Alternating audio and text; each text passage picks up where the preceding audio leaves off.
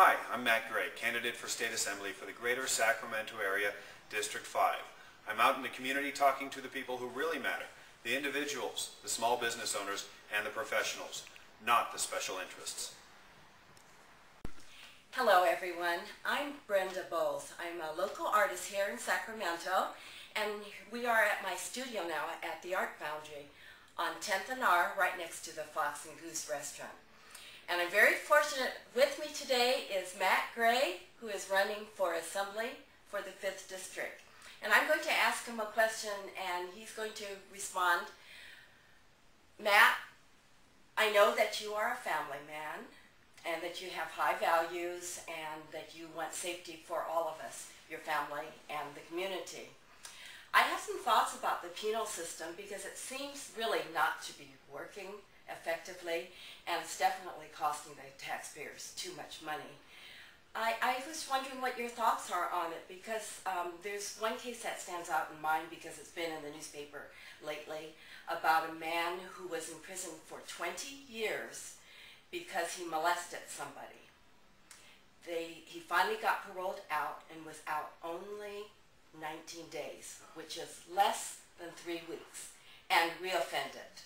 So what would you do to make the community safer, or how would you revamp the prison system? I'm glad you asked, because public safety, which concerns all of us, begins with assuring the individual safety of each person. Now, there's a horrific failure within our prison system right now.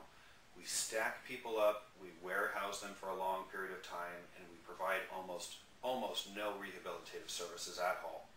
We take relatively low-level offenders, we mix them with the worst of the worst, and somehow we expect them to come out better.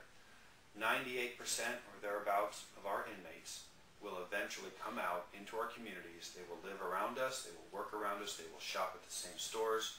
I would argue that it is in our best interest to separate out the offenders, make sure that the offenders that are truly a credible threat to public safety are kept in prison for as long as they remain a threat to public safety, and the other offenders who show a willingness to change, who attend programs that improve themselves, who learn skills, who take accountability and show responsibility for their crimes and own up to them and try to make amends, we should treat those offenders differently. We should provide intervention, prevention, rehabilitative services whenever possible to the inmates, with keeping in mind they are going to come out into our community. Now, unfortunately, we have tools in place right now that are highly effective, very accurate, that we can use. They're not even very expensive. And I would argue if you save someone from becoming a victim, it's worth it. So here's the problem. We don't use it. We have what's called validated risk assessments. They are scientifically proven, they are accurate, they are very extensive. They're about 90% accurate. We can determine with a high degree of accuracy who will and who will not reoffend. We should be implementing those risk assessments from the point the person is arrested. It should be part of their probation report. We should do it every 6 to 12 months to keep a snapshot, to look at how the offender is progressing, how they're involved in improving themselves, so that once they are released, they don't go back into a life of crime. They don't re-victimize people. They stay out and they become productive members of our society. That improves our tax base and our expenditures. Right now, the prison system takes about 10% of our entire state budget.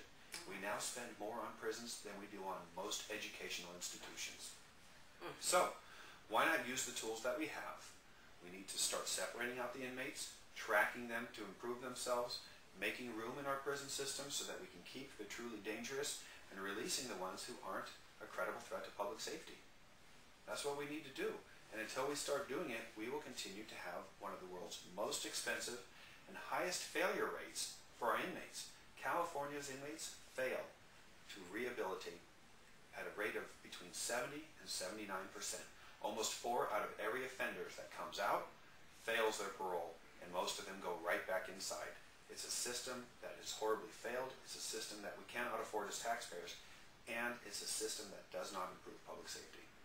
I totally agree with you, Matt, and I really appreciate you explaining that. I do have one question from what you said now. Sure. Why is it we're not using those tools that you said are available. Because it's easier for politicians to incite emotions in voters, get them react emotionally, not thinking about what the consequences are. And most lawmakers don't have the political courage to step up and say, hold on, this is what works, this is what other jurisdictions have done to improve their level of public safety. Right now, we have politicians in the Capitol who aren't really all that concerned about improving things. They're concerned about advancing their own political careers. And it's coming at our expense. Thank you, Matt. And I'm glad that you were willing to step out and speak your truth like that. Thank you. Thank you, Brenda. Appreciate it.